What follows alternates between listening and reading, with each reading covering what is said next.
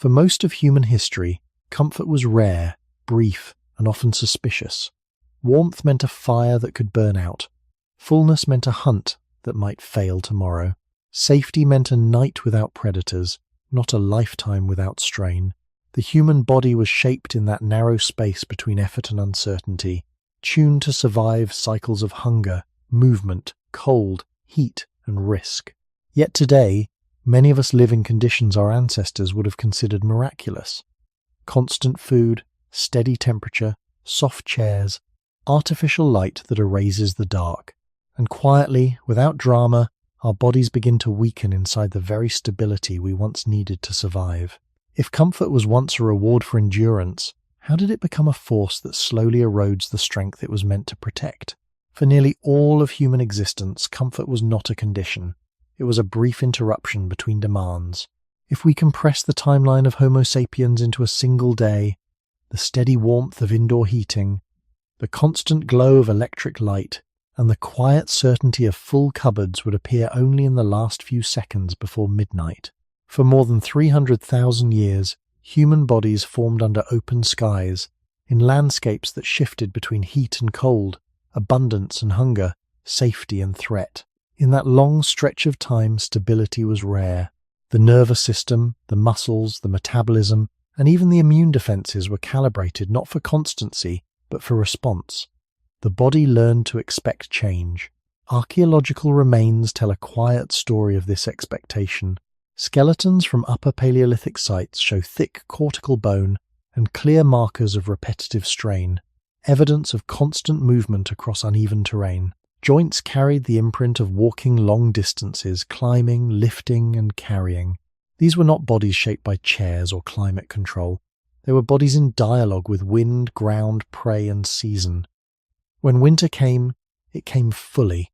When food was scarce, it was truly scarce. In that environment, comfort had a cost. A long rest could mean lost opportunity. Excess weight could slow a hunt. The organism that endured was not the one most at ease, but the one most adaptable. Even after the agricultural revolution, which began around 12,000 years ago, daily life remained physically demanding. Early farmers bent over fields, carried water, ground grain by hand. Their skeletons, studied in burial sites from Anatolia to the Nile, show patterns of wear that speak of labor rather than leisure. Comfort did not expand, it shifted form. Food became more predictable, yet nutritional diversity narrowed. Settlements provided shelter, yet they also introduced crowding and new pathogens. The body continued to adjust, but always within an environment that required effort. The deep design of the human organism therefore reflects repetition under strain. Muscles strengthen when loaded. Bones increase density when stressed. Mitochondria multiply when energy demand rises. These responses are not modern discoveries. They are ancient adaptive patterns, conserved because they enhance survival in landscapes where ease was temporary. A fire offered warmth, but it required gathering wood. A shelter provided cover, but it demanded maintenance. The reward and the effort were inseparable.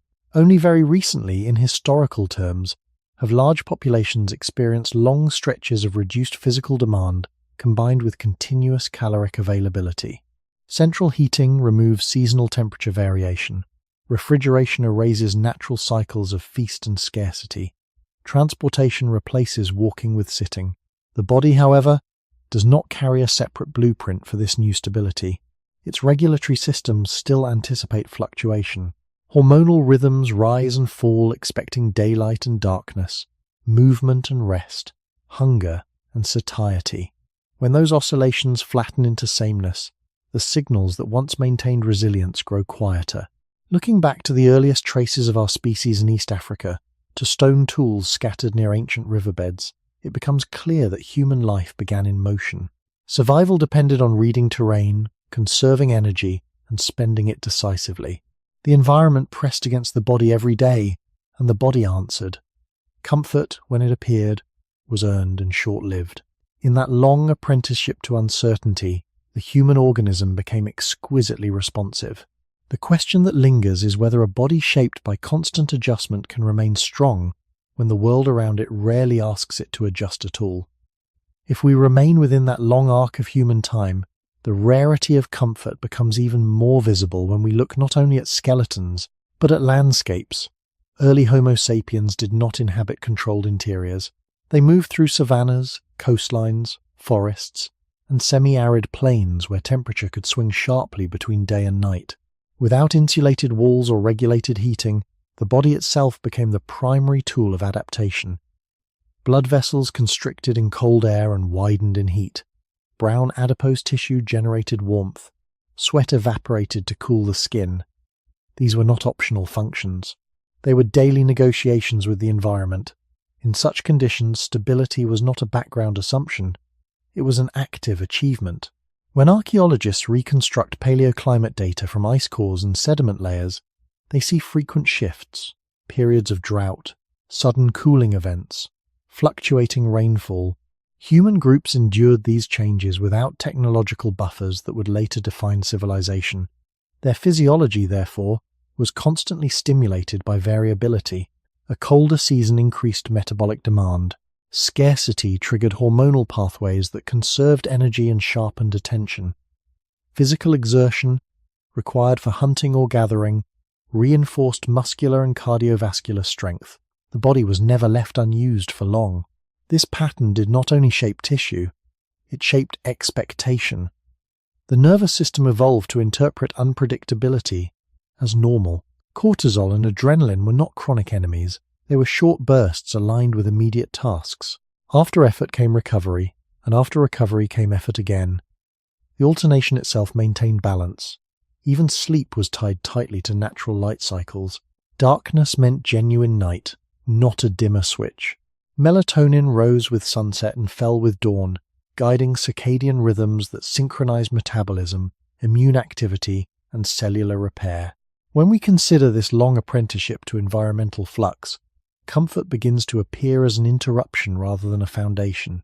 A consistently warm room, unchanging from winter to summer, removes thermal variation that once prompted vascular adaptation. Continuous access to food softens the metabolic transitions between fasting and feeding that once kept insulin sensitivity intact.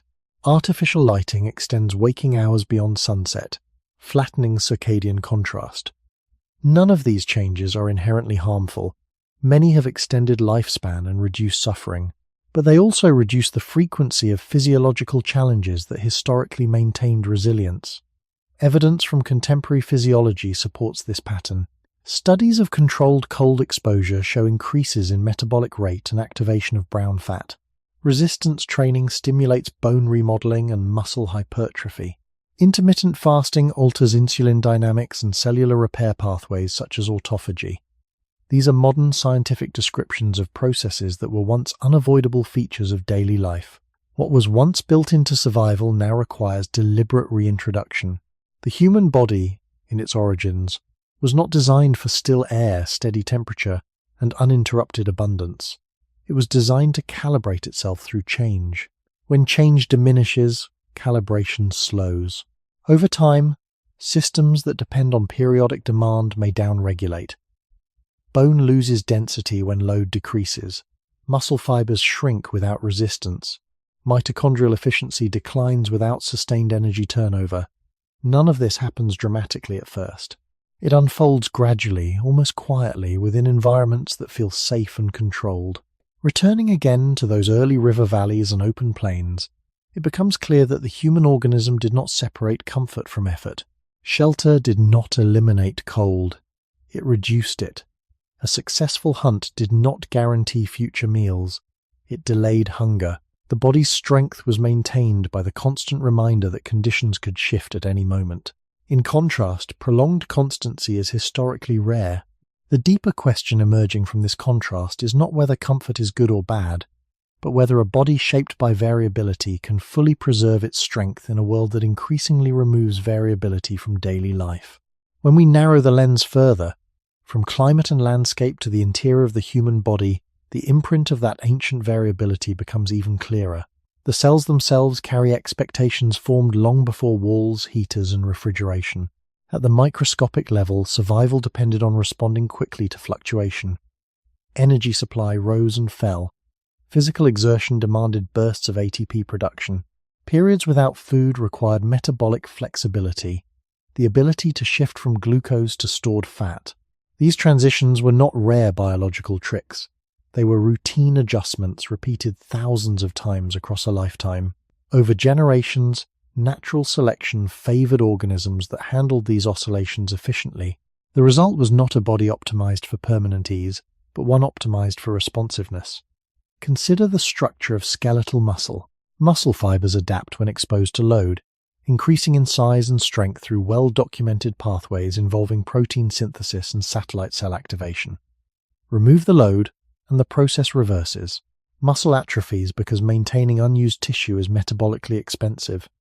From an evolutionary standpoint, this makes sense. Energy was scarce. Any tissue not actively contributing to survival became a liability. Comfort, in the form of prolonged physical inactivity, therefore triggers a biologically consistent response. The body conserves resources by reducing unused capacity. The same logic applies to bone. Mechanical stress stimulates osteoblast activity, reinforcing the skeleton. Reduced stress shifts the balance toward resorption. Archaeological comparisons between pre-industrial populations and modern sedentary groups show measurable differences in bone density and robustness. The ancient body was constantly reminded of gravity through movement. The modern body often meets gravity while seated. Metabolism follows a similar pattern. In environments marked by intermittent scarcity, the ability to store energy efficiently provided an advantage. Hormonal systems evolved to promote fat storage when calories were available, yet those systems were paired with high daily energy expenditure.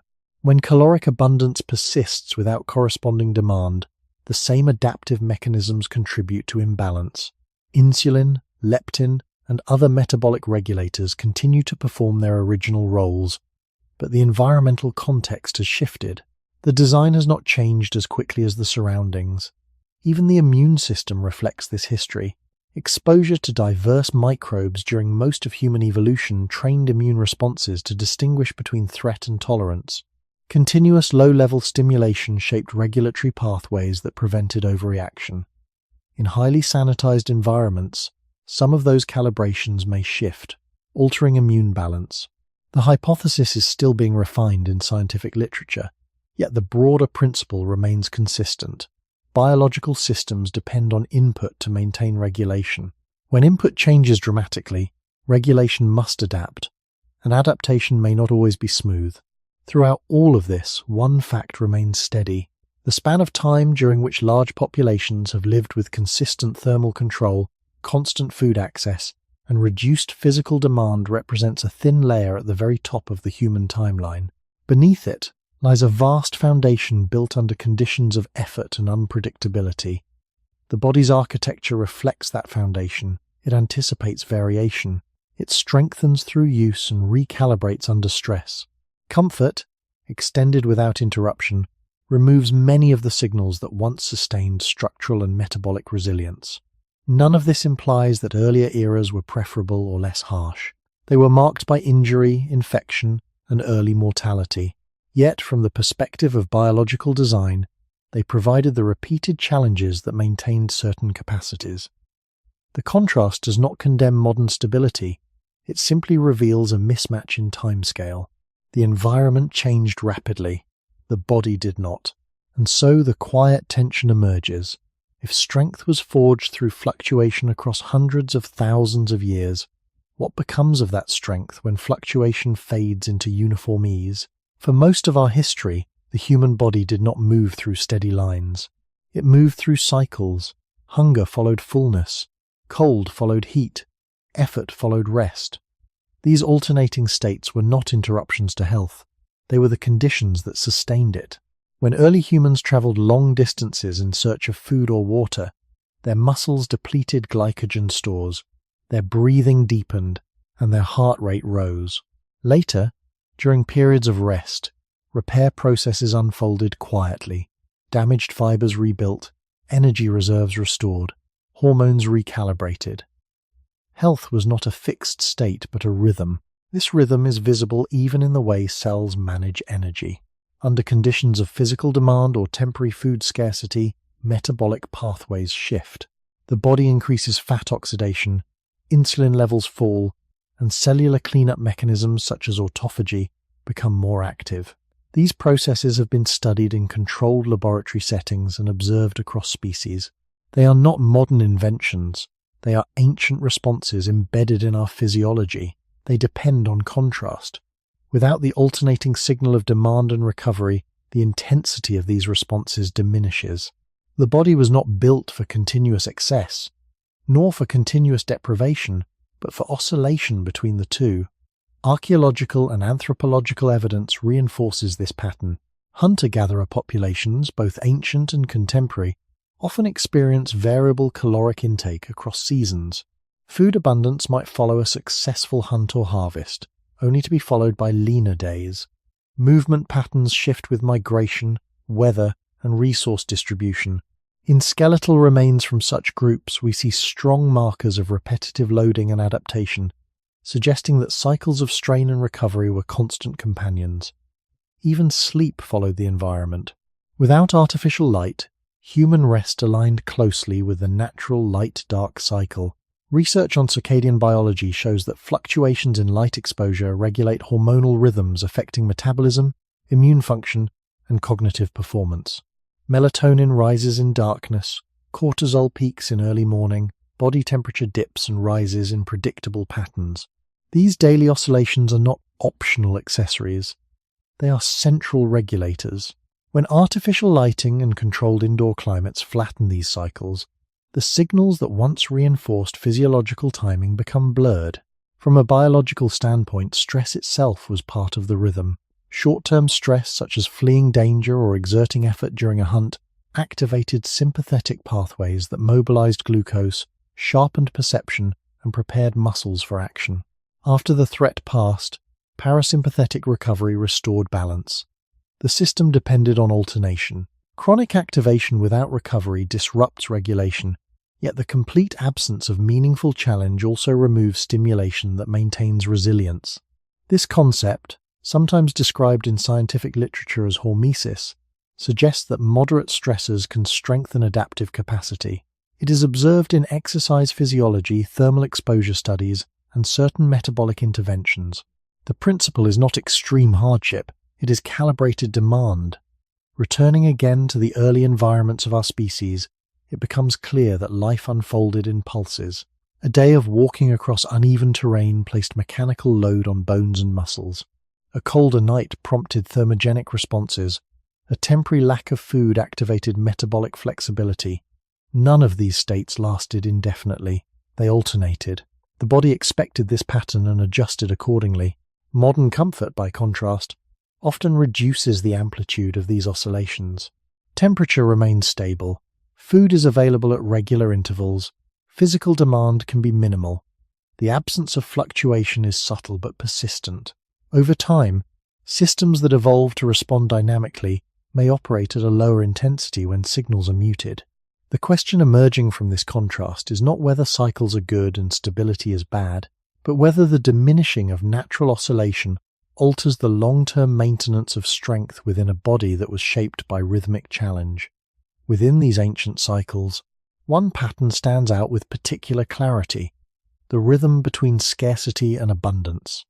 For early humans, food was never guaranteed in steady portions. Energy intake rose sharply after a successful hunt or gathering expedition, then tapered during lean intervals. This fluctuation did more than determine body weight. It shaped the internal chemistry of survival. When glucose from a recent meal circulated in the bloodstream, insulin guided it into cells for storage and use. When food was absent for hours or days, insulin levels fell, and the body shifted toward mobilizing stored fat. Liver glycogen declined, fatty acids entered the bloodstream, and ketone bodies increased as alternative fuel. This metabolic flexibility is well documented in modern physiology. It is not a specialized adaptation for extreme athletes or laboratory conditions. It is a baseline capacity inherited from ancestors who had no other choice. The alternation between feeding and fasting maintained sensitivity within these pathways. Cells learned to respond efficiently because they were asked to change states regularly. The same principle applies to energy expenditure. Long-distance walking, carrying loads, climbing, and tool use required sustained muscular contraction.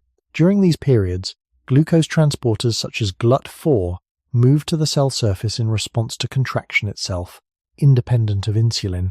After activity ended, muscles replenished glycogen and repaired micro-damage.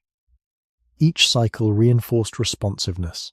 Remove one half of the cycle, reduce physical demand, while maintaining caloric abundance, and the balance shifts. The biochemical systems continue to function, but the signals that once sharpened them appear less frequently. Anthropological studies of contemporary hunter-gatherer groups show lower average fasting insulin levels and greater insulin sensitivity compared to many sedentary industrialized populations. These findings do not romanticize hardship, they highlight the effect of daily energy oscillation. Importantly, these communities still experience illness and injury. The point is not idealization, but contrast. Their metabolic environment retains variability closer to that of our evolutionary past. Seasonal cycles also contributed to internal rhythm. In many climates, daylight hours vary significantly across the year. These changes influence not only sleep patterns but appetite, mood, and reproductive hormones. Research in chronobiology demonstrates that circadian clocks in nearly every cell coordinate metabolic timing. Disruption of these rhythms through irregular sleep, artificial light at night, or constant indoor environments can alter glucose regulation and inflammatory signaling. Again, the key factor is oscillation. Light and darkness alternate. Activity and rest follow. Hormones rise and fall in predictable waves. The body anticipates change and prepares for it. When the amplitude of these waves narrows, the clarity of the signal diminishes. The early human environment rarely offered uniformity. Even shelter was partial. A cave blocked wind but not temperature shift. Clothing reduced heat loss but did not eliminate it. The body remained engaged in thermal regulation. Today, thermostats maintain narrow temperature bands year-round. While this reduces exposure to extremes that once threatened survival, it also reduces mild thermal variation that activates adaptive pathways. Studies of controlled cold exposure show increases in brown adipose tissue activity and energy expenditure. Mild heat exposure can influence vascular function. These responses are measurable and reproducible, yet in modern life, they are optional rather than inevitable. Looking back across the long arc of human existence, the repeated alternation between scarcity and sufficiency, effort and recovery, warmth and chill, light and darkness formed a steady pulse. Each fluctuation signaled the body to recalibrate. Modern comfort does not remove these mechanisms, it quiets them. And as their activity softens, the question quietly grows, what happens to a system built for rhythm when rhythm itself becomes faint? Beyond hunger and movement, even the smallest daily discomforts once played a role in maintaining physiological rhythm. Walking barefoot across uneven ground, subtly trained balance and foot musculature. Sleeping on firm surfaces influenced posture and spinal alignment. Carrying water, tools, or children distributed mechanical stress through the skeleton in varied patterns. These were not deliberate exercises, they were ordinary acts embedded in survival. Each act introduced small, repeated challenges that reinforced coordination, joint integrity, and neuromuscular responsiveness. The body did not separate training from living. Living itself was the stimulus. When we examine skeletal remains from prehistoric populations, we often observe asymmetry in bone structure, reflecting habitual use of specific limbs. This asymmetry indicates frequent variation in load and movement. Modern ergonomics aims to reduce strain, which has clear benefits in preventing acute injury. Yet the reduction of all strain also removes subtle stimuli that once signaled tissues to maintain strength. Tendons, ligaments, and connective tissue respond to tension. Without periodic tension, collagen remodeling slows. The architecture of support adapts downward, not upward. These processes are gradual, unfolding over years rather than days. They rarely announce themselves loudly. They simply follow the principle that unused capacity is metabolically expensive. Temperature, too, once oscillated in ways that engage circulation. Morning chill tightened peripheral vessels, conserving heat. Afternoon warmth expanded them, increasing blood flow to the skin. This constant adjustment exercised vascular flexibility. Research on thermal variation suggests that mild cold and heat exposure can influence endothelial function and metabolic rate.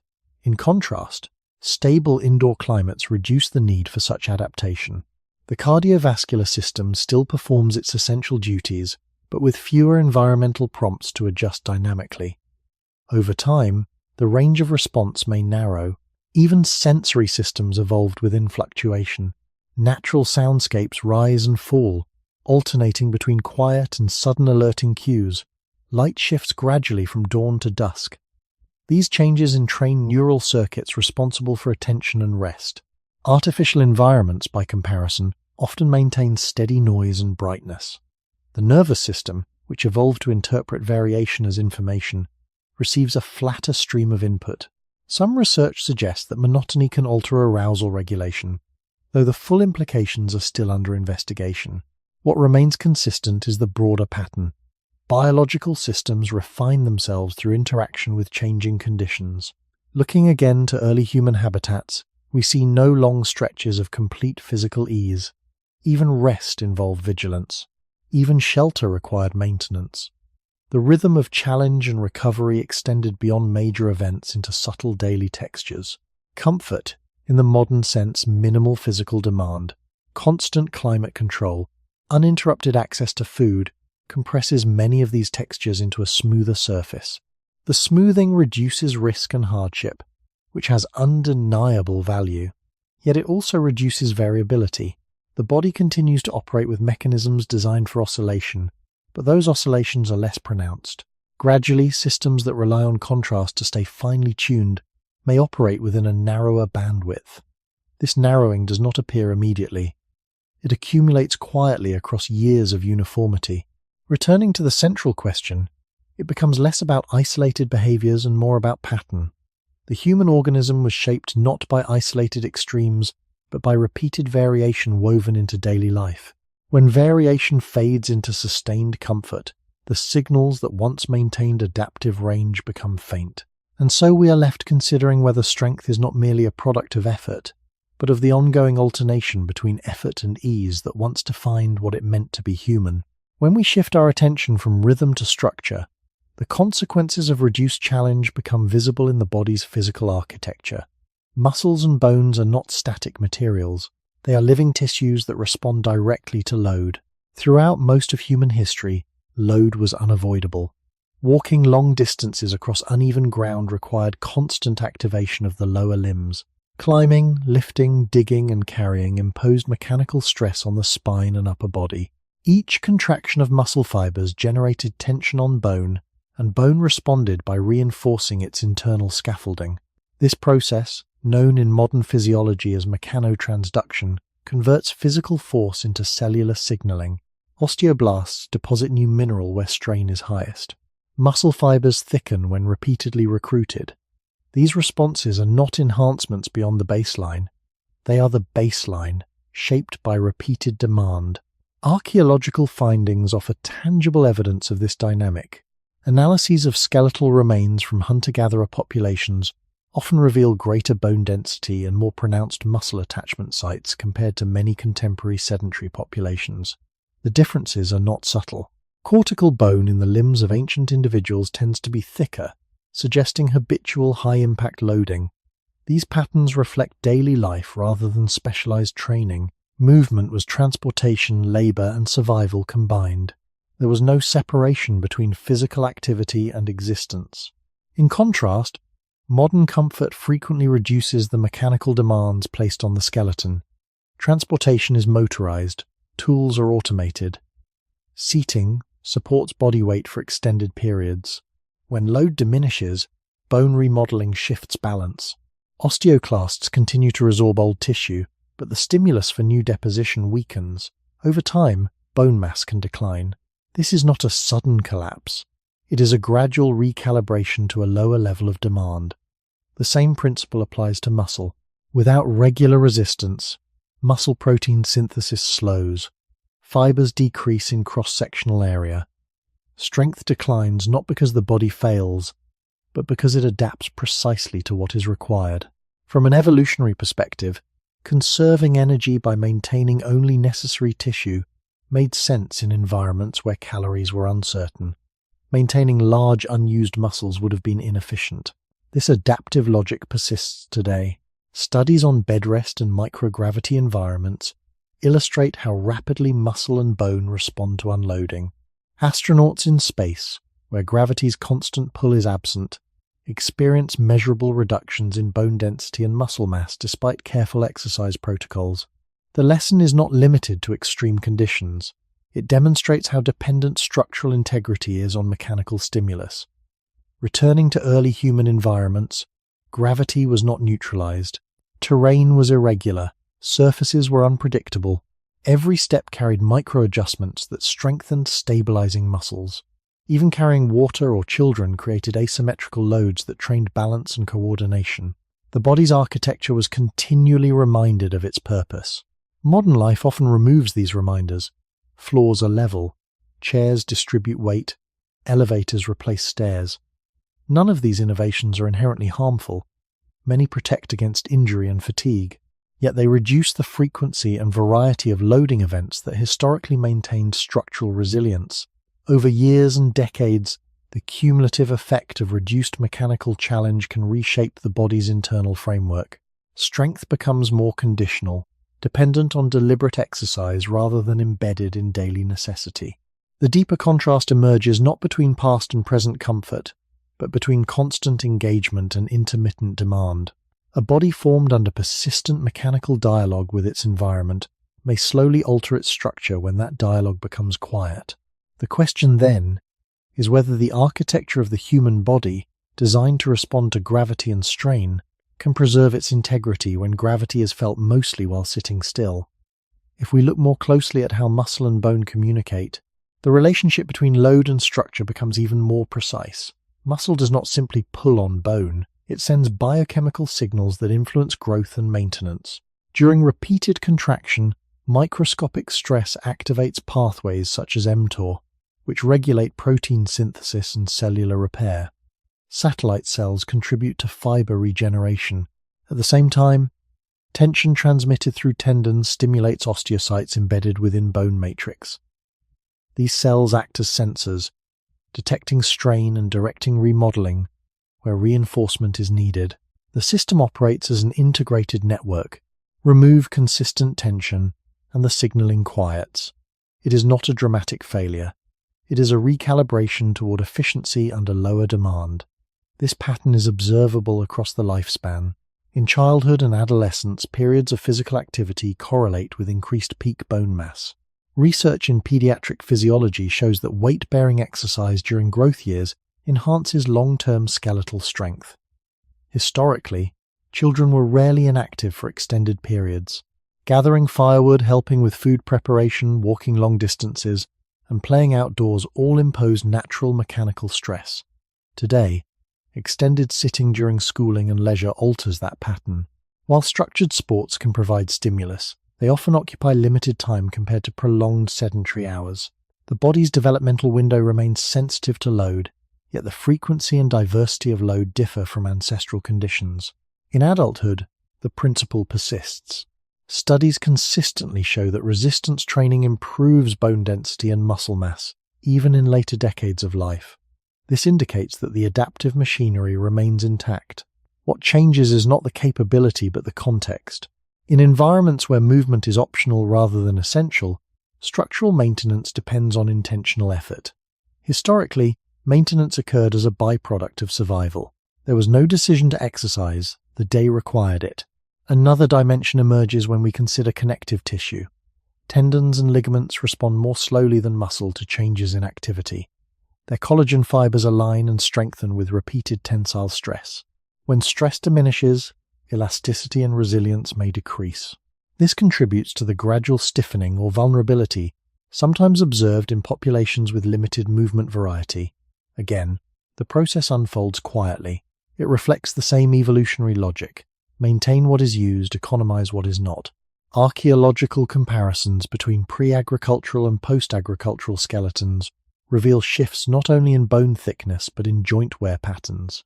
As societies transition to more settled lifestyles, repetitive agricultural tasks replaced diverse movement. Certain joints bore consistent strain while others were used less frequently. The body adapted to new patterns of demand. The lesson from these transitions is not nostalgia for hardship, but recognition of specificity. The musculoskeletal system mirrors the tasks it performs regularly. Modern comfort often narrows the range of those tasks. Sitting stabilizes the pelvis and spine in fixed angles. Repetitive typing emphasizes small hand movements, while larger muscle groups remain underused. The result is not immediate weakness, but gradual specialization toward low-load functions. Over decades, the body becomes efficient at stillness. Returning once more to early human life, the landscape itself resisted uniformity. A step could land on rock, soil, or slope. Carrying a tool one day and a child the next shifted center of gravity. Each variation reinforced coordination and strength across multiple planes. Comfort simplifies surfaces and distributes weight evenly, reducing the complexity of mechanical input. The musculoskeletal system, shaped by millennia of varied strain, now receives more predictable signals. The question quietly emerging is whether structural resilience depends not only on load, but on the diversity of load that once defined human movement. Beyond muscle and bone, posture itself reveals how structure responds to sustained comfort. The human spine evolved as a dynamic column capable of bending, rotating, and absorbing impact while upright. Early humans spent long hours on their feet, shifting weight as they walked, gathered, or scanned the horizon. Upright posture was not held rigidly in one position. It adjusted constantly to terrain and task. The intervertebral discs, which cushion the spine, rely on movement to maintain hydration and nutrient exchange. With each change in position, fluid flows in and out, supporting flexibility. When posture becomes prolonged and static, particularly in seated positions that flex the lumbar spine, the pattern of loading changes. Research in biomechanics shows that sustained sitting increases pressure on certain spinal structures compared to standing or varied movement. Over years, habitual positioning can influence muscle balance and joint stress distribution. This does not mean sitting is inherently harmful. It means that static positioning differs fundamentally from the variable demands under which the spine evolved. The pelvis and hips provide another example. Anthropological studies indicate that early humans frequently squatted, knelt, or sat on the ground. These positions require significant hip and ankle mobility, engaging stabilizing muscles across the lower body. In many industrialized settings, chairs replace these varied postures.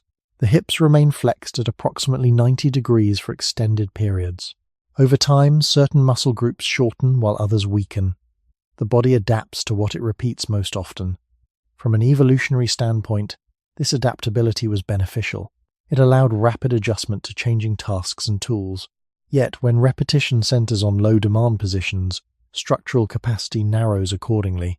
Foot structure offers a quieter illustration. The human foot contains numerous small muscles and ligaments that stabilize the arch and distribute force during walking. Barefoot movement across irregular ground stimulates these structures. In contrast, supportive footwear and flat indoor surfaces reduce the need for intrinsic muscle activation. Modern podiatric research suggests that limited foot use can influence arch strength and balance, though the extent varies among individuals. The pattern remains consistent. Tissue adapts to input. Simplify the input, and adaptation follows that simplicity. Even breathing mechanics are affected by posture and activity. In physically active environments, breathing depth and rate fluctuate with exertion. The diaphragm and accessory muscles strengthen through use. Sedentary patterns often encourage shallow upper chest breathing. Over time, this can influence respiratory efficiency and muscle tone. Again, the change is subtle, unfolding gradually rather than abruptly.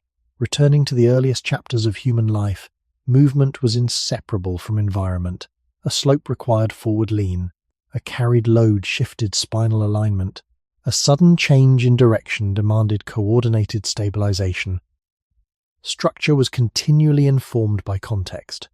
Modern comfort often separates body from environment. Floors are level, temperature stable, surfaces predictable. The spine, hips, feet, and lungs operate within narrower ranges. None of this eliminates the body's capacity for strength. It simply reduces the spontaneous variability that once maintained it. The deeper pattern becomes clearer. The musculoskeletal system is not merely strengthened by effort, but refined by variation. When comfort limits variation, structure adjusts accordingly. And so the question extends beyond muscle mass or bone density toward alignment itself. What happens to a body designed for constant adjustment when it is asked, day after day, to remain in almost the same position? When we turn from structure to fuel, the contrast between ancestral conditions and modern comfort becomes more visible in the chemistry of metabolism. For most of human history, energy intake was uncertain. Meals were separated by effort, and sometimes by hours or days of waiting. The body learned to treat each period of abundance as temporary. When food arrived, insulin directed glucose into cells and encouraged storage in liver and muscle as glycogen. Excess energy could be stored as fat, a reserve against the next unpredictable interval. When food did not arrive, insulin levels fell, glucagon rose, and the body shifted toward releasing stored energy. Fatty acids circulated. The liver produced ketone bodies to support brain function. This metabolic flexibility was not optional. It was fundamental to survival in environments where predictability was rare. Modern comfort has altered this pattern. In many parts of the world, food is accessible at almost any hour. Refrigeration preserves surplus. Artificial lighting extends eating beyond daylight. The intervals between meals can become short and regular, sometimes accompanied by minimal physical demand. Under these conditions, insulin remains elevated more frequently. Glycogen stores are replenished before they are significantly depleted. Fat oxidation may occur less often. The metabolic system continues to function, but the amplitude of its oscillation narrows. Scientific research describes this phenomenon in terms of insulin sensitivity and energy balance.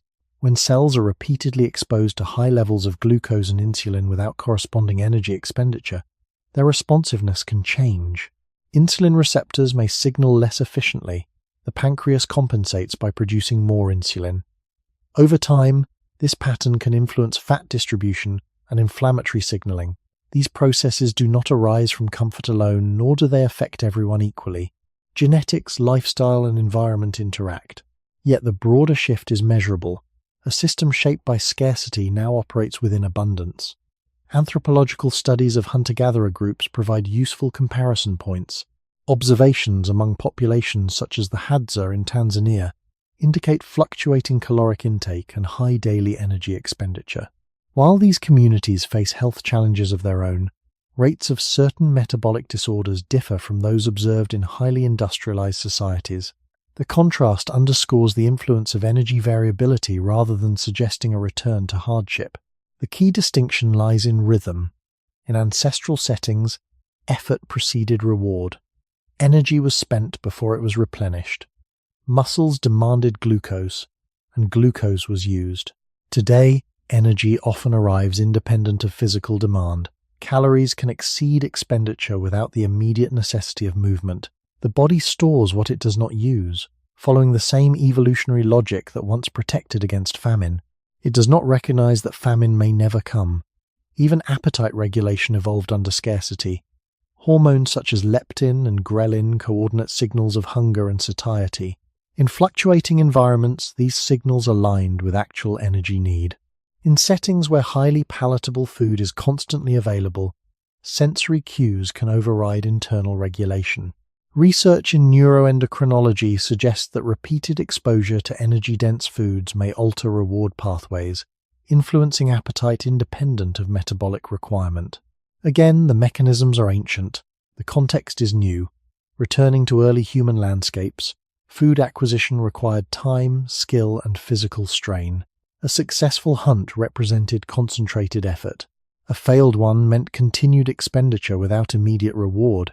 The metabolic system adapted to this uncertainty with efficiency and reserve. Modern comfort smooths uncertainty into reliability. While reliability reduces starvation and extends lifespan, it also reduces the need for metabolic transition. The body continues to carry the blueprint of flexibility, yet it is asked to remain in one mode more often than the other. And so the deeper question begins to form. When a metabolism designed for alternating scarcity and abundance operates within near constant availability, how does that sustained ease reshape its long-term balance? Energy balance is not determined only by how much we eat, but by how energy is partitioned, stored, and signaled throughout the body. In ancestral environments, energy intake and expenditure were tightly linked. A successful hunt required coordinated movement, endurance, and risk. The calories obtained were directly tied to effort expended. This coupling reinforced regulatory systems that aligned appetite with activity. Muscle contraction increased glucose uptake. Energy deficit sharpened attention and motivated movement. When fat stores declined, hormonal signals intensified the drive to seek food. The body operated within feedback loops shaped by necessity. Modern comfort often loosens these loops. Food can be consumed without prior expenditure. Sedentary tasks dominate daily life. Under such conditions, the mechanisms that once balanced intake and output operate in a different context. Adipose tissue, which evolved as a protective reserve, becomes more consistently engaged in storage. Fat cells are not passive containers. They secrete hormones and inflammatory mediators that communicate with the brain and immune system. When adipose tissue expands beyond certain thresholds, signaling patterns can shift. Research in metabolic physiology has shown associations between excess visceral fat and altered insulin sensitivity, as well as low-grade systemic inflammation. These findings do not suggest that fat itself is harmful. Rather, they illustrate how tissues respond to prolonged energy surplus. The evolutionary advantage of efficient storage becomes more complex when scarcity rarely returns. Another aspect of energy metabolism involves mitochondrial function. Mitochondria are dynamic organelles that adapt to demand. During sustained physical activity, mitochondrial biogenesis increases, enhancing the capacity for aerobic energy production. In low-demand environments, mitochondrial density and efficiency may decline. Studies in exercise science demonstrate that regular endurance activity improves mitochondrial function and metabolic flexibility. Conversely, prolonged inactivity is associated with reduced oxidative capacity. The underlying machinery remains present, but its performance reflects use. Returning to early human settings, daily survival required frequent transitions between low and high energy output. Tracking animals, climbing terrain, escaping danger, or gathering resources imposed variable metabolic loads. These loads maintained mitochondrial robustness. The body was rarely in a constant fed and sedentary state. Instead, it oscillated between expenditure and replenishment. Even sleep, in these contexts, followed days of physical exertion and nights without artificial interruption. Energy balance was not a static equation but a dynamic cycle. Modern environments often separate energy intake from environmental constraint. Highly processed foods concentrate calories in small volumes. Mechanical transportation reduces daily step counts. Digital tasks require minimal physical movement. Under these conditions, metabolic pathways adapt to lower turnover. Insulin remains elevated for longer periods. Fat oxidation may decrease. The system is not malfunctioning. It is responding predictably to signals of abundance and reduced demand. Yet over time, this sustained pattern can influence body composition, vascular health, and inflammatory tone. The broader theme returns to rhythm. A metabolism shaped by alternating scarcity and effort relies on transitions to maintain sensitivity. When transitions become infrequent, sensitivity may diminish. This does not mean that comfort inevitably leads to disease. It suggests that the biological template was forged under conditions where energy variability was unavoidable. In contrast, modern stability offers continuous access and minimal expenditure. The metabolic system, still operating under ancient assumptions, responds accordingly. And so the inquiry deepens. If the human body evolved to guard against famine through efficient storage, what becomes of that safeguard when famine is replaced by uninterrupted abundance? Beyond storage and signaling, there is another layer to metabolic adaptation that reflects our ancestral past. The way the body prioritizes survival over long-term balance. When energy is scarce, immediate survival takes precedence. Hormonal pathways shift to preserve glucose for the brain, reduce reproductive investment, and conserve energy in peripheral tissues. Thyroid activity can adjust, slowing metabolic rate. In women, prolonged energy deficit can disrupt menstrual cycles. These responses are not malfunctions. They are protective recalibrations designed for environments where famine was a real and recurring threat. In such settings, temporary suppression of certain functions increased the chance of surviving until conditions improved. What is striking is that many of these pathways can also be activated in modern contexts of chronic stress, irregular eating, or extreme dieting. The machinery has not changed. It still interprets signals through the lens of evolutionary history. Yet in contrast to ancestral scarcity, modern abundance often coexists with psychological stress and disrupted circadian rhythms. The body may receive mixed messages: caloric surplus alongside sleep deprivation, emotional strain, and low physical activity. These overlapping signals can complicate regulation. Cortisol, for example, plays a role in mobilizing energy during acute stress.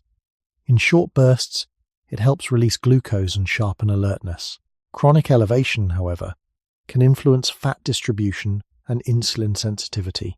Scientific literature continues to explore these relationships, but the broader pattern remains consistent with evolutionary design.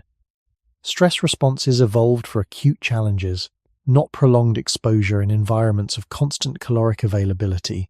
Returning to early human life, stress and scarcity were often linked to tangible external events: a failed hunt, a sudden storm, a predator's presence. Once the event passed, the body returned to baseline. In contrast, modern stressors may be cognitive and persistent, extending beyond physical threat. When combined with uninterrupted access to energy-dense foods, the result is a metabolic landscape unlike the one in which our regulatory systems were forged.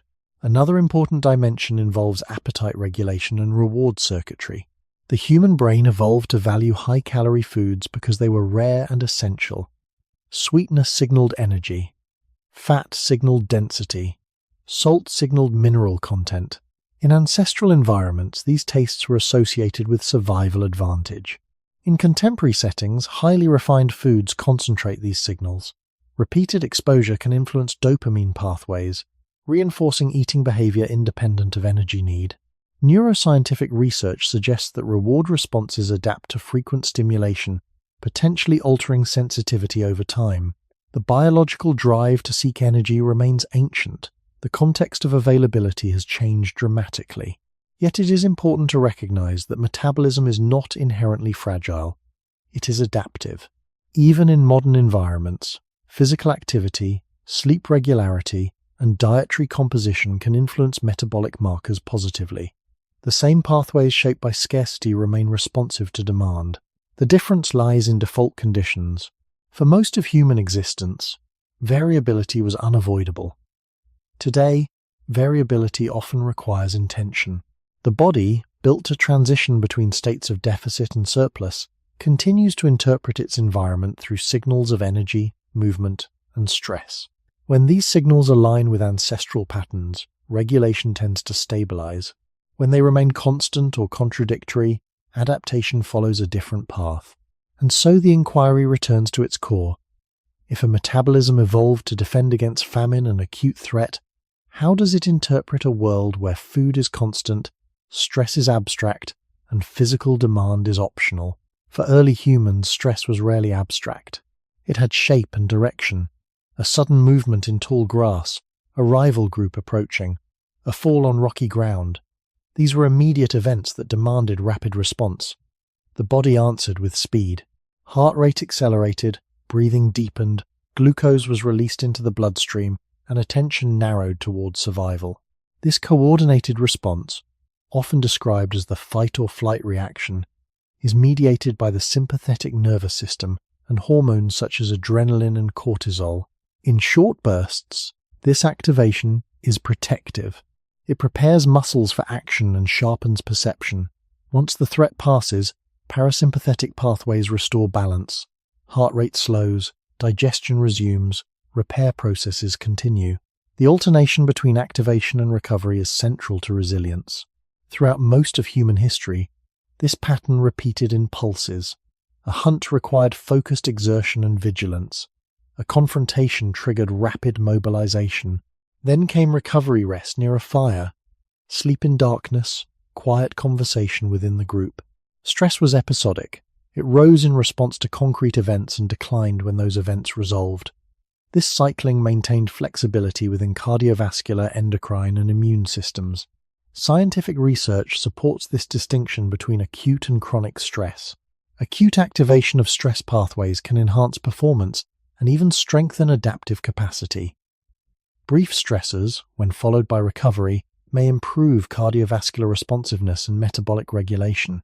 Chronic activation, by contrast, has been associated with altered blood pressure, impaired glucose metabolism, and changes in immune signaling. The difference lies not in the existence of stress, but in its duration and predictability. Modern comfort alters the landscape in a subtle way. Physical threats are less common in many industrialized settings. Food and shelter are more secure. Yet stress has not disappeared, it has transformed. Deadlines, financial concerns, social comparison, and constant digital connectivity can sustain low-level activation of stress pathways without clear resolution. Unlike a predator encounter, these stressors may not conclude with a physical discharge of energy. The body prepares for action, but action often remains mental rather than muscular. Glucose is mobilized without corresponding movement. Heart rate increases while posture remains seated. Over time, this mismatch between activation and discharge can influence physiological balance. Cortisol rhythms provide one example. Under healthy conditions, cortisol peaks in the morning, helping to mobilize energy for the day, and gradually declines by evening. Chronic stress or irregular sleep patterns can disrupt this rhythm. Research in chronobiology and endocrinology has documented associations between flattened cortisol curves and metabolic as well as mood-related changes. The mechanisms are complex and influenced by many factors, yet the principle remains consistent with evolutionary design. Stress systems evolved for fluctuation, not constancy. Returning to ancestral settings, stress and comfort were intertwined with effort. A stressful event often required movement, running, lifting, climbing. Physical exertion served as both response and release. In contemporary environments, many stressors are cognitive and prolonged, while physical demand is optional. The sympathetic system may activate without full parasympathetic recovery. The oscillation narrows. The body, still guided by ancient wiring, interprets persistent signals of alert as potential threat. Over years, this can shape cardiovascular tone, inflammatory markers, and energy regulation. The question emerging is not whether stress exists because it always has, but whether the nature of modern comfort changes the way stress is processed within a body that evolved to resolve tension through movement and clear. Environmental feedback. The human nervous system did not evolve in isolation from the body. When early humans experienced threat, the response was whole and embodied. Muscles tightened, eyes scanned, breathing deepened, and movement followed. This coordination ensured that the surge of adrenaline and cortisol had a physical outlet. Energy released into the bloodstream was quickly consumed by running, climbing, or fighting. Once the event ended, exhaustion often followed. The parasympathetic system regained dominance, guiding digestion, tissue repair, and social bonding. Recovery was not a luxury, it was a necessary phase in the cycle. Modern comfort alters this pattern in a subtle but persistent way. Many contemporary stressors are cognitive rather than physical. An unresolved email, financial uncertainty, or social conflict can activate the same neural pathways that once responded to predators. Brain imaging studies show that perceived threats, whether physical or psychological, engage overlapping circuits involving the amygdala and hypothalamus. The body does not fully distinguish between a stalking animal and an abstract worry. The sympathetic nervous system prepares for action regardless of the source. Yet in most cases, no sprint or physical exertion follows. The energy mobilized for action remains largely unused. Over time, repeated activation without corresponding discharge can alter baseline tone. Heart rate variability, a marker of autonomic flexibility, tends to decrease under chronic stress. Reduced variability has been associated with diminished resilience to environmental demands. These associations are complex and influenced by sleep, nutrition, and social context, but the broader pattern aligns with evolutionary expectations. Systems designed for oscillation depend on complete cycles. When activation is not followed by physical release and recovery, the cycle becomes incomplete. Sleep plays a central role in this regulation. In ancestral environments, darkness was deep and consistent. Without artificial light, melatonin rose naturally, supporting restorative sleep. Sleep itself is not a passive state. It regulates immune function, memory consolidation, and metabolic balance. Chronic stress and extended exposure to artificial light can disrupt sleep architecture. Research indicates that insufficient or irregular sleep influences cortisol rhythms and glucose metabolism. Once again, the body interprets prolonged wakefulness as a signal that conditions may be uncertain. In modern life, comfort can paradoxically coexist with persistent alertness. Climate-controlled rooms and secure housing provide safety, yet digital devices extend stimulation late into the night. The nervous system receives fewer clear boundaries between effort and rest.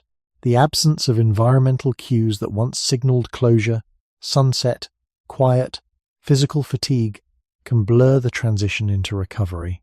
Social structures have also shifted. Early human groups relied heavily on close interpersonal bonds for survival. Physical proximity, shared labor, and collective problem-solving reinforced parasympathetic activity through touch and eye contact. Oxytocin and other neurochemicals supported calm and cohesion.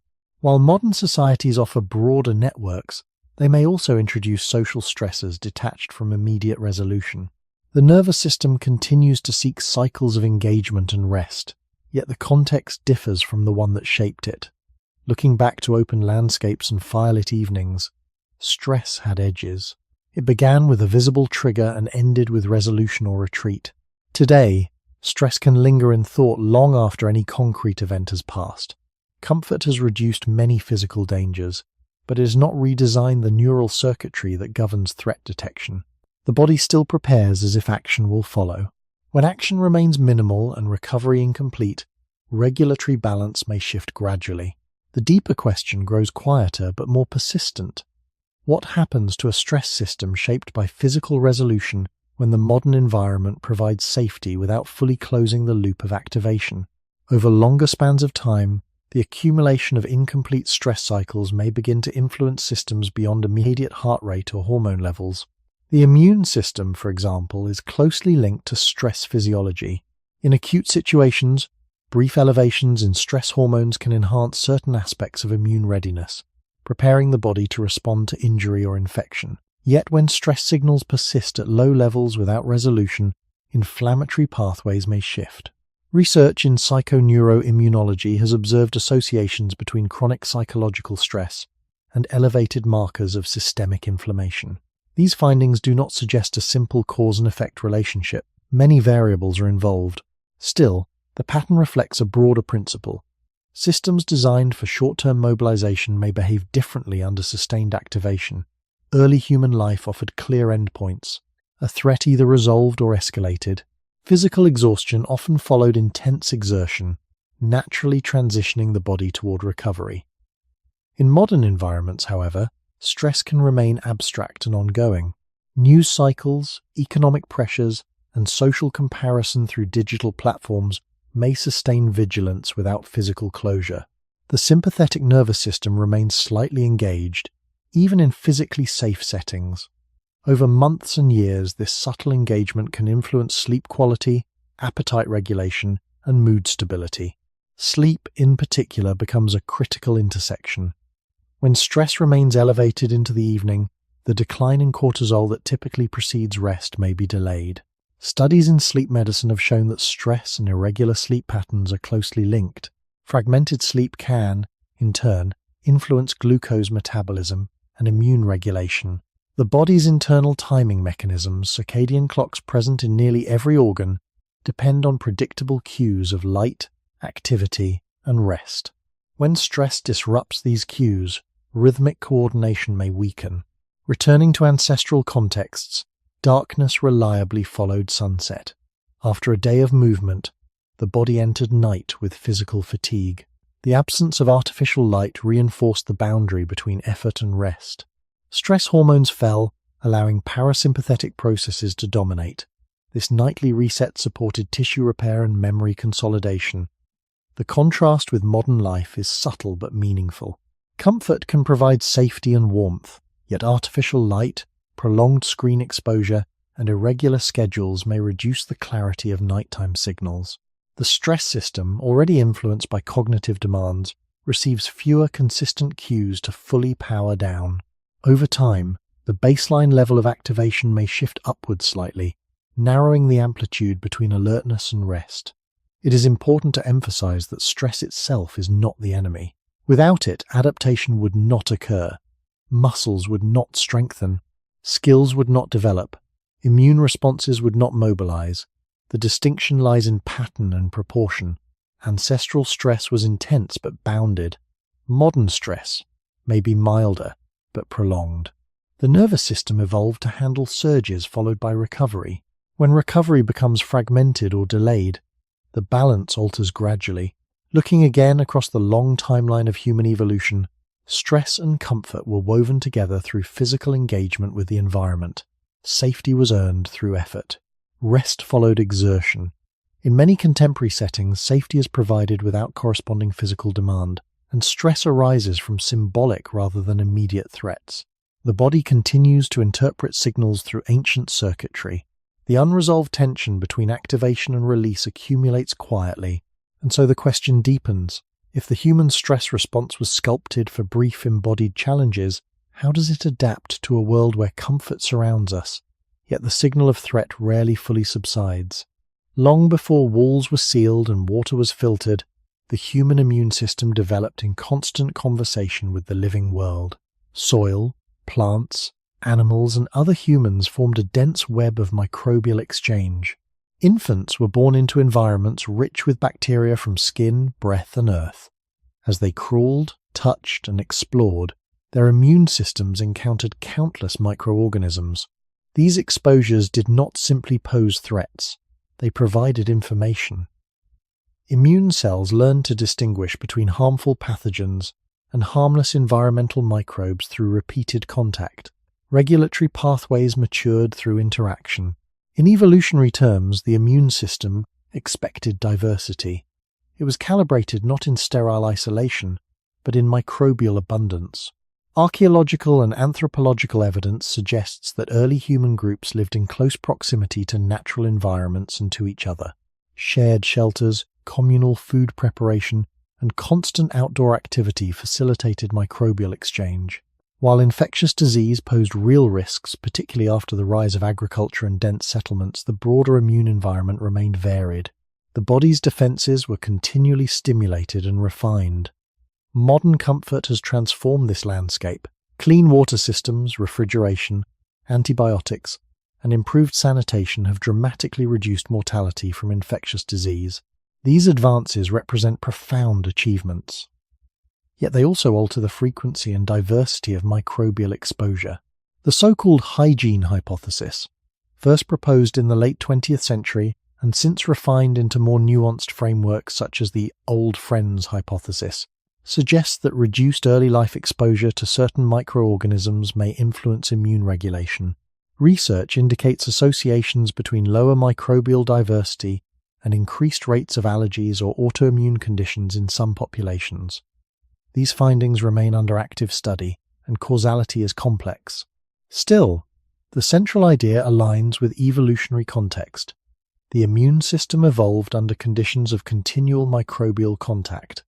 It relies on interaction to calibrate tolerance and defense.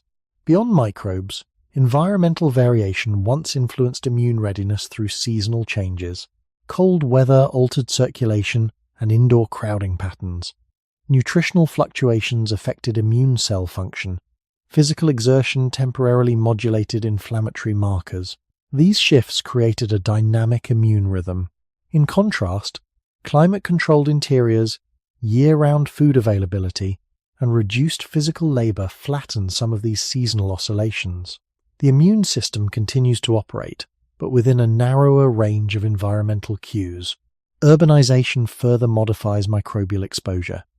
Studies comparing rural and urban populations often show differences in gut microbiome composition. Contact with animals, soil, and diverse plant life tends to increase microbial diversity.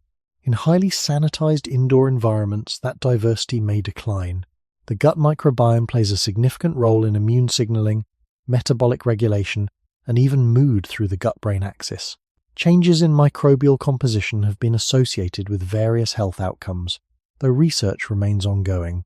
The point is not that cleanliness is harmful. It is that immune development evolved in partnership with environmental complexity. Returning to early human settings, exposure to the natural world was constant. Hands touched soil, water came from rivers or wells, air carried pollen and dust. The immune system encountered novelty daily and adjusted accordingly. Modern comfort shields against many dangers, yet it also reduces routine exposure to benign environmental signals. The immune system, shaped by millennia of microbial dialogue, may interpret this reduced input differently. Without sufficient interaction, regulatory balance can shift. The deeper question emerges quietly. If human immunity was refined through ongoing engagement with a diverse living environment, how does it adapt when comfort filters much of that engagement away? If the immune system evolved through constant interaction with a living environment, then its development begins at the very start of life. Early human birth did not occur in sterile rooms. Infants were exposed immediately to the microbial communities of their mothers and surroundings. During vaginal delivery, newborns encounter maternal bacteria that begin colonizing the skin and gut. Breastfeeding further transfers microbes and immune factors that shape early immune education.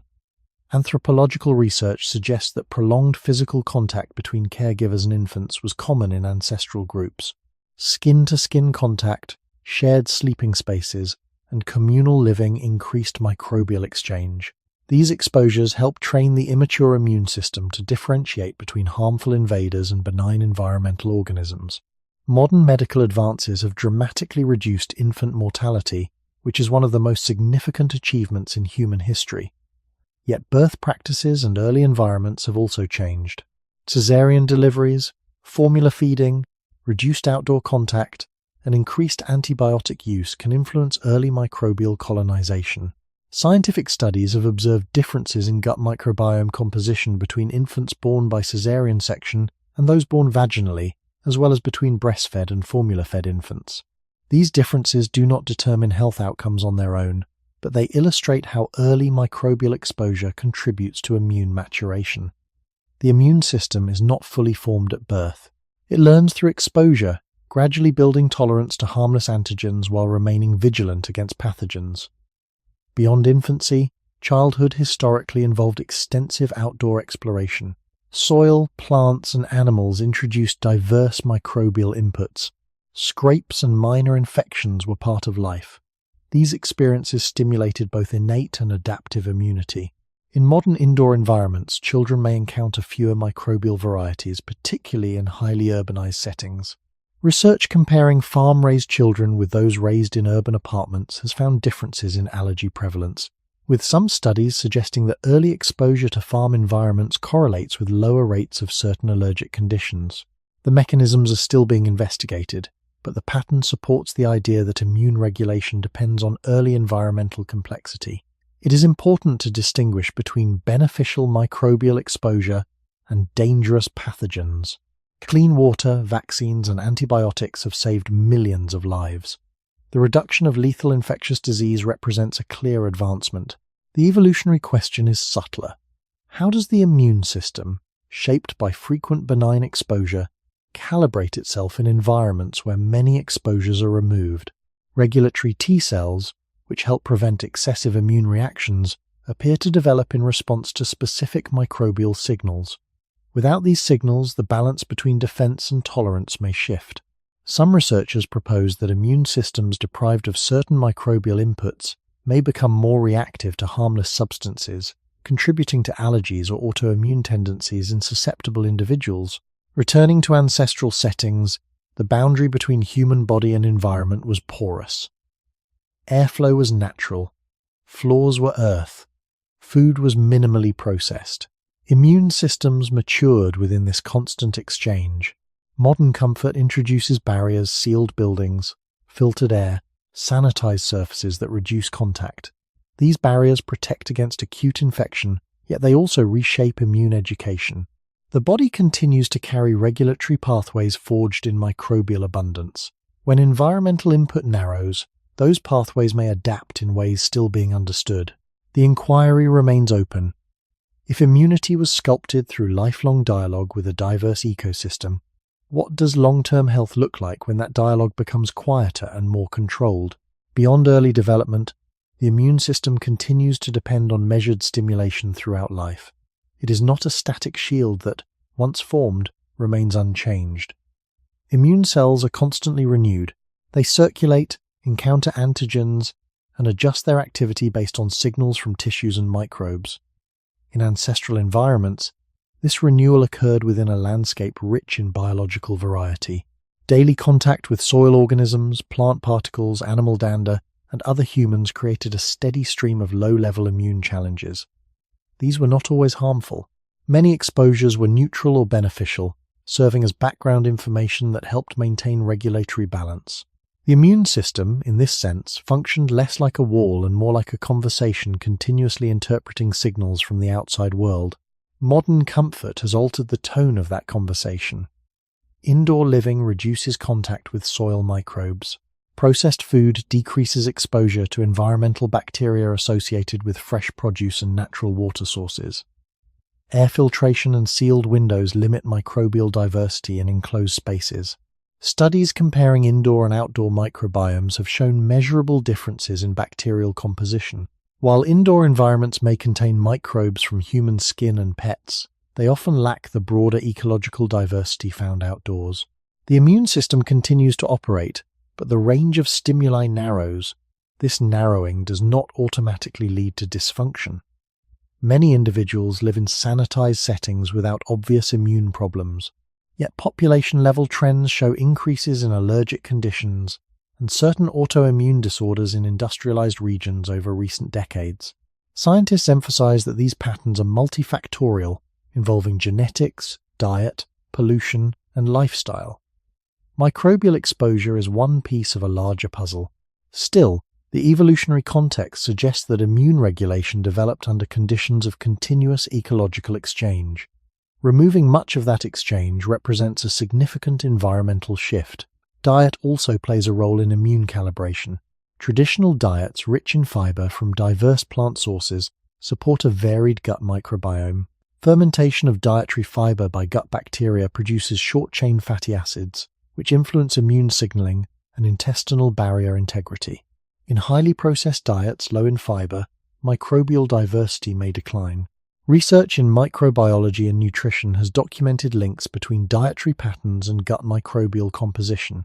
These findings reinforce a central theme. Immune balance is intertwined with environmental and dietary variability. Returning to early human communities, daily life unfolded outdoors. Hands gathered roots from soil. Water carried natural microorganisms. Food preparation was simple and minimally processed. Microbial contact was constant and varied. Comfort in the modern sense, sealed surfaces, antibacterial products, limited outdoor time reduces some of this contact. The protective benefits are clear in the reduction of infectious mortality, yet the immune system still operates under assumptions shaped by a different past. It expects engagement. When engagement diminishes, regulatory pathways may adjust, sometimes in unpredictable ways. The broader pattern echoes earlier themes in metabolism and stress. Biological systems designed for oscillation and interaction may respond differently when signals become uniform or sparse. Immunity is not weakened simply by comfort, but its calibration may shift when the ecological diversity that once trained it becomes limited. The deeper inquiry emerges once more. If the human immune system was refined through lifelong exposure to a vibrant natural world, how does it maintain equilibrium when that world is filtered, disinfected, and kept at a distance? When we widen the view from individual physiology to entire generations, the influence of comfort begins to appear not only within a single body, but across cohorts born into different environments. For most of human history, children entered worlds defined by physical demand, fluctuating food supply, and close contact with nature. Growth unfolded under these pressures. Energy availability shaped height and developmental timing. Physical activity strengthened bones during critical windows of growth. Exposure to seasonal light patterns influenced hormonal rhythms that guided puberty. These processes were not consciously directed. They were responses to environmental signals transmitted consistently over thousands of years. In the last 2 centuries, and particularly in the last few decades, the environment surrounding childhood has shifted dramatically in many parts of the world. Improved sanitation, reliable food supply, climate control, and medical care have reduced early mortality and increased average life expectancy. At the same time, patterns of growth and development have changed. Secular trends in height demonstrate that as nutrition improves, average stature often increases. Earlier onset of puberty has also been documented in several populations, with researchers examining links to nutritional status, body composition, and environmental exposures. These changes illustrate how sensitive developmental systems are to energy availability and environmental context. The body does not grow in isolation from its surroundings. It interprets signals about resource abundance and safety, adjusting developmental timing accordingly. From an evolutionary perspective, earlier maturation in resource-rich environments could signal favorable conditions for reproduction. Yet rapid shifts in developmental timing may also intersect with metabolic and psychosocial factors in complex ways. Scientific literature continues to explore how increased adiposity, altered light exposure, and environmental chemicals may influence endocrine pathways. The important pattern remains consistent. Growth systems evolve to read environmental cues. When those cues change quickly, developmental trajectories adjust. Physical activity across generations provides another layer of contrast. Anthropological records of pre-industrial populations suggest high levels of daily movement integrated into work and transportation. In contemporary societies, children and adolescents may spend significant time seated in classrooms and in front of screens. Structured sports offer important benefits, yet overall movement diversity may differ from ancestral patterns. Peak bone mass, which is largely established during adolescence, depends on mechanical loading. Studies indicate that weight-bearing activity during youth contributes to stronger skeletal structure in adulthood. When habitual activity decreases across a generation, the structural baseline of that cohort may differ subtly from previous ones. Diet across generations also shapes metabolic patterns. The transition from minimally processed foods to highly refined, calorie-dense diets has occurred within a relatively short historical window. Research in epigenetics suggests that nutritional environments can influence gene expression through mechanisms that do not alter DNA sequence but affect how genes are regulated.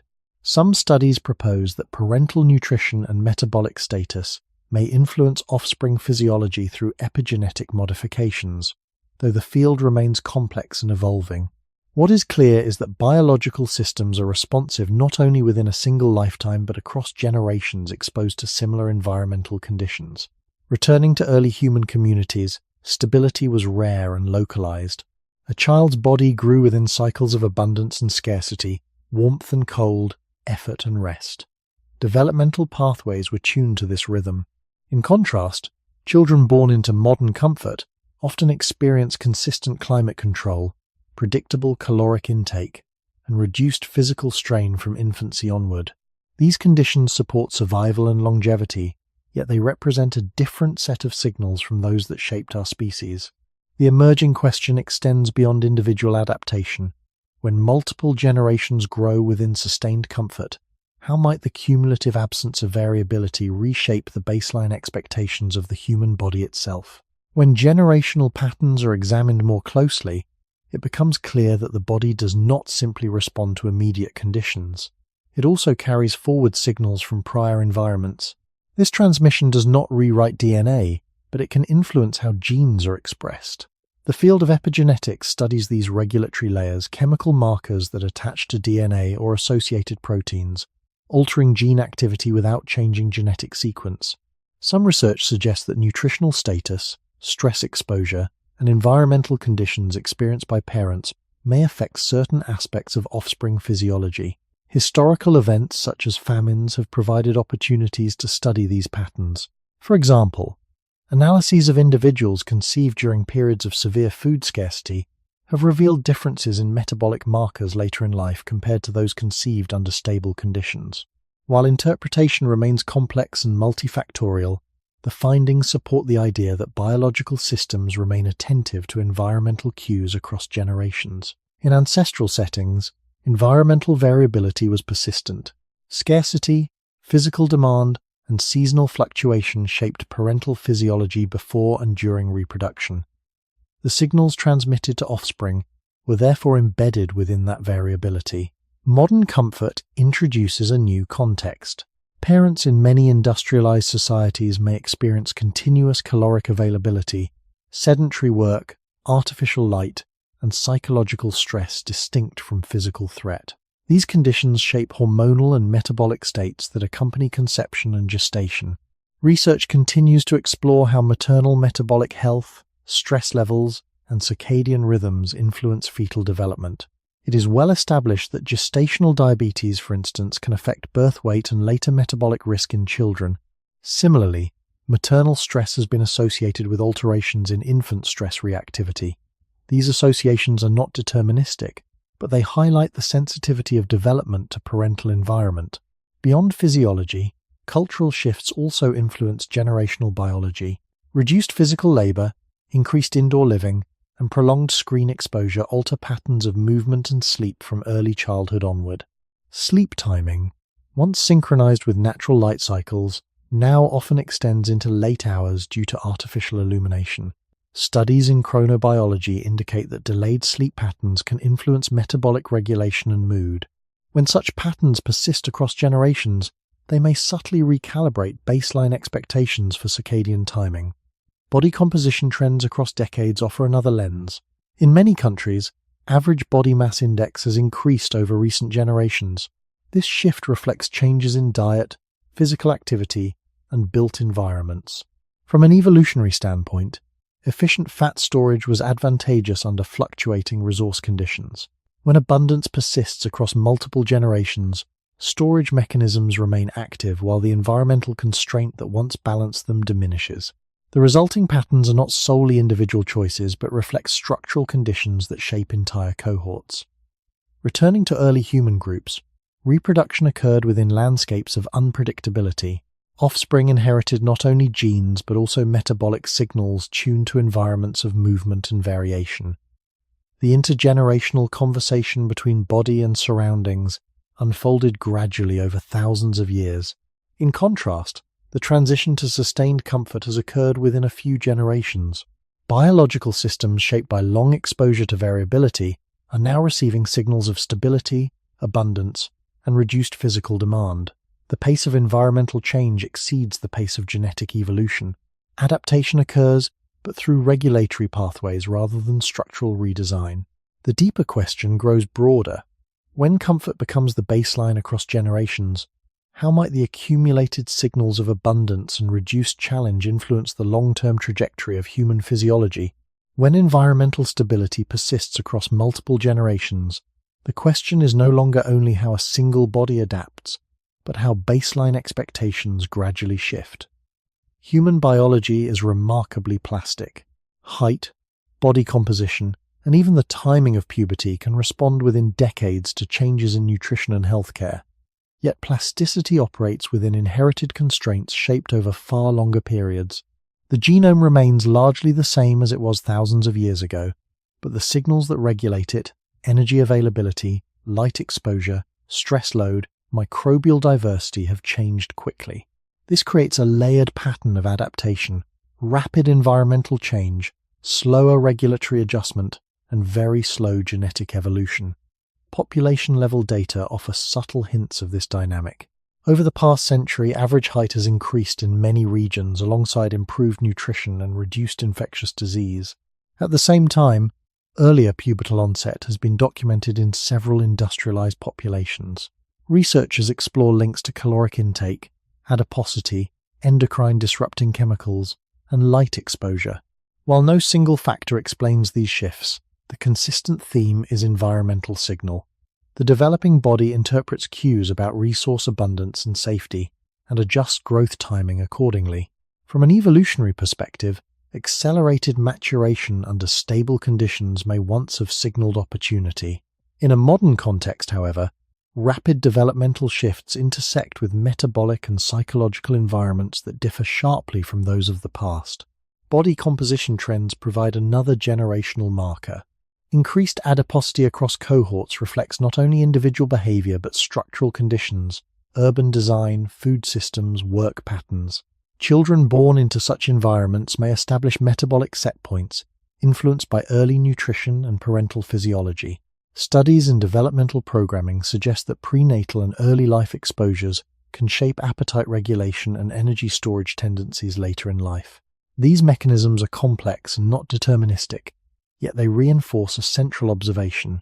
Biological systems read early cues as forecasts of the world they are entering. When those forecasts consistently signal abundance and reduced physical demand, developmental pathways may calibrate accordingly. Beyond metabolism, social structure influences physiological baseline. Extended education, delayed reproduction, and digital connectivity reshape daily rhythms and stress patterns across entire cohorts. Circadian timing, once anchored to sunrise and sunset, now interacts with artificial light and global communication. Research in chronobiology indicates that irregular light exposure can alter sleep patterns and hormonal cycles. If such patterns persist across generations, they may redefine normative timing for activity and rest. Returning to early human groups, each generation entered a world of movement, outdoor exposure, and seasonal fluctuation. Variation was predictable in its unpredictability. Bodies developed within that expectation. Today, in many regions, children grow within stable climates, predictable food access, and indoor-centered routines. These conditions support survival and longevity, yet they represent a novel baseline in evolutionary terms. The pace of cultural and environmental transformation has outstripped the tempo of genetic change. Biological regulation adjusts through flexible pathways, but the underlying architecture remains rooted in a past defined by variability. As generational layers accumulate under sustained comfort, the inquiry widens. If human physiology evolved to anticipate fluctuation across millennia, what long-term patterns emerge when fluctuation itself becomes rare across successive generations? If we step back from individual systems, muscle, metabolism, immunity, stress, and view the body as a whole, a quiet pattern becomes visible. Human physiology did not evolve to maximize comfort. It evolved to maximize survival and reproduction under uncertain conditions. Natural selection favored traits that increased the likelihood of reaching reproductive age and raising offspring successfully. It did not prioritize perfect long-term maintenance beyond those milestones. Many mechanisms that protect short-term survival carry trade-offs when extended across decades. Energy storage protects against famine, yet under constant abundance it can alter metabolic balance. Acute stress sharpens response to danger, yet when prolonged it influences cardiovascular and immune regulation. In evolutionary biology, this framework is sometimes described through concepts such as antagonistic pleiotropy, the idea that certain traits may provide early life advantages while contributing to later life vulnerability. These trade-offs were not flaws, they were functional compromises within a world where lifespan was often shorter and environmental threats immediate. Archaeological evidence indicates that while some individuals in ancient populations lived into older age, average life expectancy was lower due largely to injury, infection, and environmental hazards. In such contexts, selection pressures emphasized immediate resilience rather than longevity under stable, low-risk conditions. The body's repair systems are robust, yet not infinite. Cellular senescence, oxidative stress, and accumulated damage gradually influence tissue function over time. These processes unfold slowly and are influenced by lifestyle and environment. What is important in the context of comfort is that many survival-oriented pathways remain active even when environmental threats have diminished. The blueprint did not change when climate control and medical care extended lifespan. Modern stability has allowed more individuals to reach older age, revealing biological trade-offs that were less visible when mortality occurred earlier. Longevity has increased dramatically in many regions over the past century, largely due to sanitation, antibiotics, and improved nutrition. Yet, increased lifespan does not automatically redesign systems originally tuned for survival in fluctuating environments. Instead, it exposes the long-term consequences of regulatory patterns shaped by scarcity and acute stress. This contrast is not a failure of biology. It is a reflection of evolutionary tempo. Cultural and technological change can occur within generations. Genetic evolution operates over much longer timescales. Between these tempos lies a period of adjustment, where ancient regulatory systems function within novel surroundings. Comfort reduces external hazards, but it does not eliminate the internal assumptions encoded within hormonal, metabolic, and immune pathways. Those pathways continue to prioritize energy conservation, rapid stress response, and reproductive readiness, even when immediate survival is secure. Returning to the earliest human communities, survival required constant negotiation with environment. Strength, adaptability, and social cohesion were essential. Comfort was transient, often earned through effort. In contrast, modern life in many settings provides sustained stability, predictable temperature, consistent food, reduced physical threat. This stability allows longer life and broader opportunity, yet it also reveals the original priorities of our biology. The body remains oriented towards survival, not perpetual ease. The emerging question is therefore not whether comfort is beneficial, it clearly is in many ways, but whether a physiology shaped by ancient trade-offs can fully align with a world where survival is no longer the central daily challenge. When survival is no longer the primary daily concern, the body's older priorities do not disappear. They remain embedded within regulatory systems that evolved under very different pressures. One of the most consistent themes across evolutionary biology is trade-off. Resources allocated to one function are unavailable to another. Energy invested in rapid growth or reproduction may reduce energy available for long-term cellular repair. Mechanisms that favor quick mobilization of glucose during threat may, over decades, influence vascular or metabolic stability.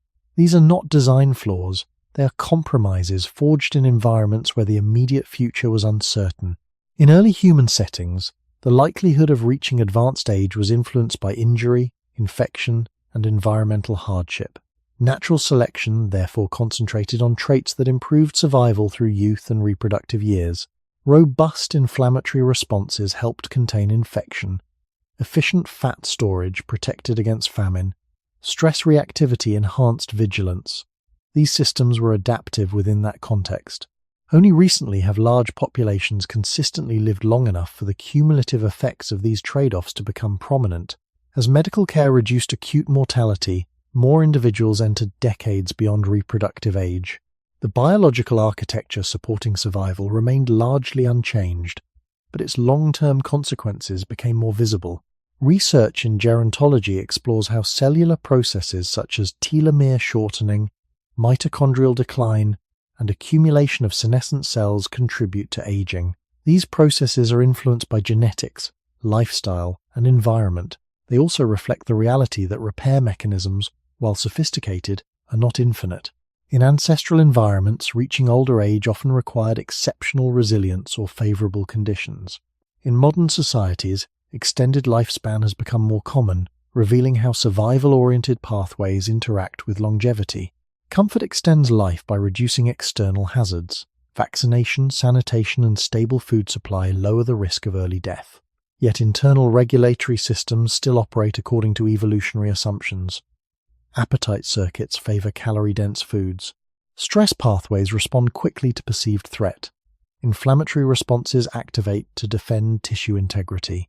When these systems function within a world of persistent abundance and reduced physical demand, their outputs may not always align with optimal long-term balance. The discrepancy does not imply inevitability. Many studies show that physical activity, dietary quality, sleep regulation, and social connection positively influence aging trajectories. These interventions often reintroduce elements of variability movement, thermal change, intermittent metabolic demand that resemble aspects of ancestral life. The body retains the capacity to respond. Its adaptability remains intact. The challenge lies in recognizing that extended comfort does not automatically recalibrate ancient trade-offs. Returning to early human communities, the boundary between survival and daily life was thin. Effort and risk shaped behavior continuously. Longevity was not guaranteed. In contrast, contemporary life in many regions provides security that would have seemed extraordinary in the past. This security allows the exploration of education, creativity, and social complexity. Yet it also exposes the deeper architecture of our biology, revealing that it was never optimized for indefinite ease. The quiet tension persists. If human physiology evolved to prioritize immediate survival within fluctuating environments, how can it sustain long-term strength and balance within a world where fluctuation has been softened into steady comfort? If comfort reveals the trade-offs within our biology, the final question is not whether we should reject comfort, but how we understand it. The human body was not shaped in a world of permanent ease. It was shaped in motion, in fluctuation, in repeated negotiation with cold mornings, uncertain meals, long walks, microbial contact, and brief surges of danger followed by rest. Within that rhythm, strength was not a separate goal. It was a byproduct of engagement with environment. Muscles thickened because they were used. Metabolism remained flexible because scarcity returned. Stress resolved because action followed alarm.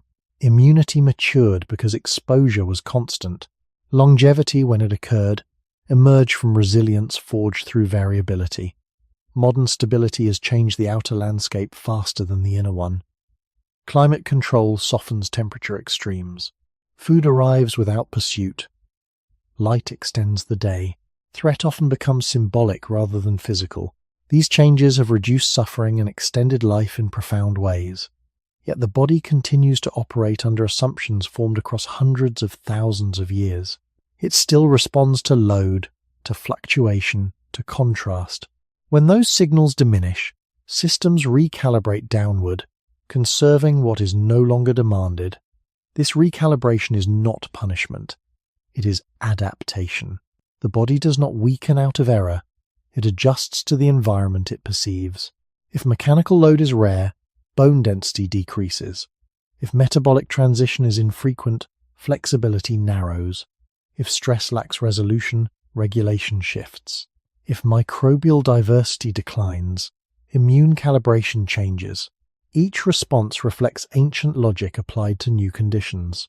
The tension, then, is not between comfort and survival, but between sustained uniformity and a physiology built for oscillation. Comfort itself is not the adversary. The human species has always sought shelter, warmth, and security. The difference lies in duration and constancy. What was once brief and hard-earned has become continuous and effortless in many parts of the world. The biological question becomes subtle. How does a system shaped by alternating demand maintain its range when demand rarely arrives uninvited? Across the long arc of history, strength emerged through interaction. The environment pressed against the body, and the body answered. Modern life often reduces that pressure, yet the capacity for response remains. Movement can still stimulate bone and muscle. Rhythmic sleep can still anchor hormonal cycles. Time outdoors can still diversify microbial contact. Physical exertion can still close the loop of stress. The blueprint has not disappeared. It waits for signal. In this light, comfort is neither purely protective nor purely corrosive. It is a condition that reveals our evolutionary inheritance. It allows us to see that the human body was not engineered for static ease, but for dynamic engagement. The deeper reflection is not whether comfort slowly weakens the body in every case, but whether strength depends less on avoiding hardship and more on preserving the cycles that once defined being human. And as stability becomes the background of our lives, one question remains open, without a single final answer. Can we live within comfort without forgetting the rhythms that made us strong?